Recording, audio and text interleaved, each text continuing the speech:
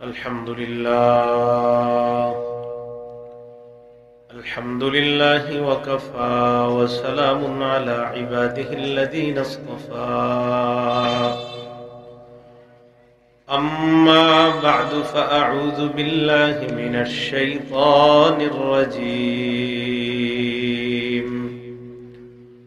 بسم الله الرحمن الرحيم يا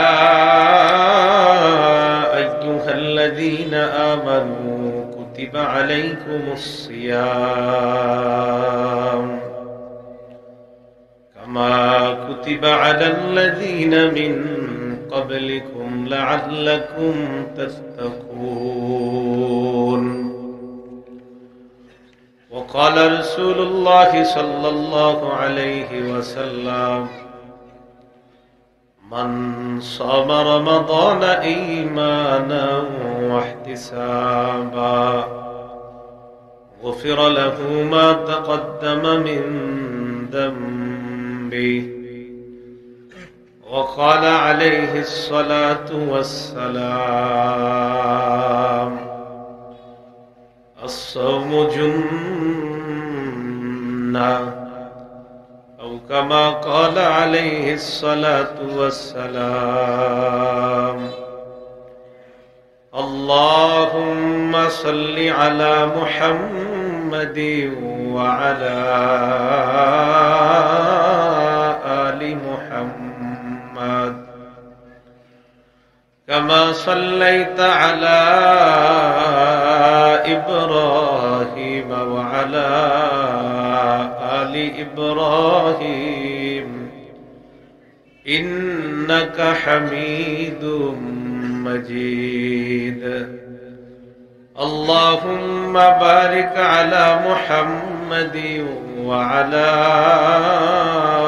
آل محمد كما باركت على إبراهيم وعلى آل إبراهيم إنك حميد مجيد আল্লাহ পাক রব্বুল আলামিনের দরবারে শুকরিয়া আদায় করছি। আল্লাহ আমাদেরকে এই মাহফিলে উপস্থিত হওয়ার তৌফিক দান করেছেন বলে আলহামদুলিল্লাহ।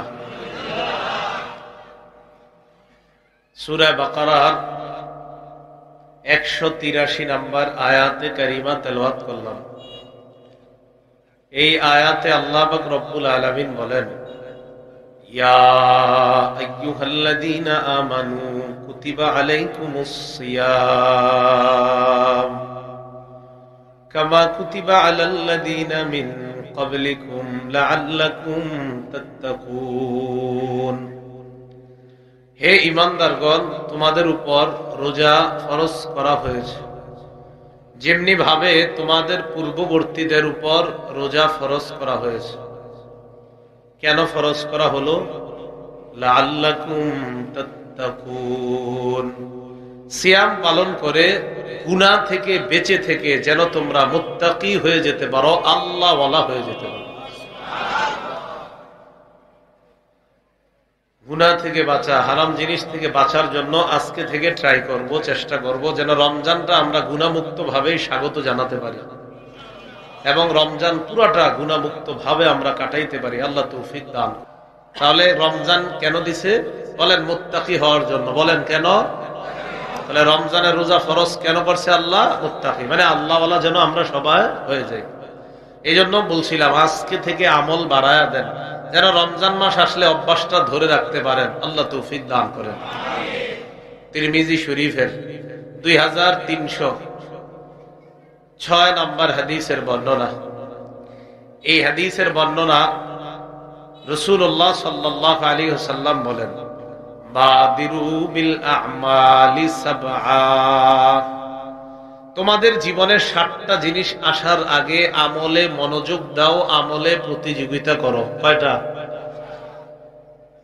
1 নাম্বার হাল তানজুরুনা ইল্লা ফাকরান মুনসিয়া, দারিদ্রতা আসার আগে আমলে মনোযোগ দাও, আমলে মনোযোগ বাড়ায় দাও দারিদ্রতা আসার আগে।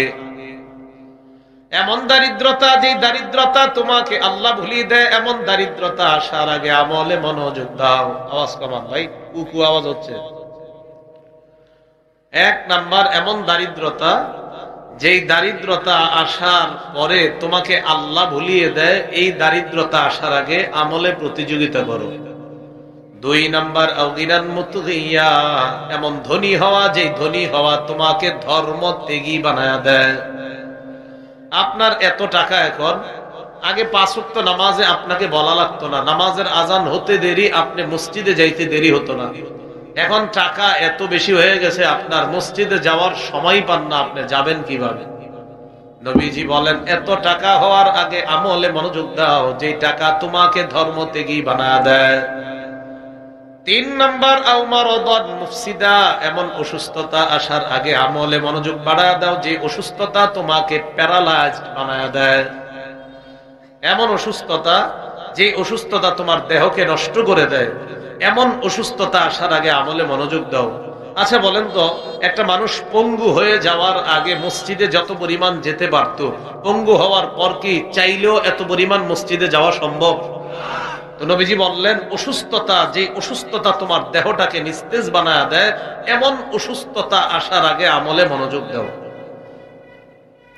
4 নাম্বার আওহারমান মুফান্নিদা, এমন বার্ধক্যতা, যেই বার্ধক্যতা তোমার আকল বুদ্ধিকে নষ্ট করে দেয়। আকল বুদ্ধি নষ্ট হয়ে যাওয়ার পর নামাজে যখন মানুষ দাঁড়ায়, 4 রাকাত না 3 রাকাত, ওযু আছে না নাই, তখন মানুষ বয়সের ভারে এটা মনে রাখা তার জন্য কষ্টকর হয়।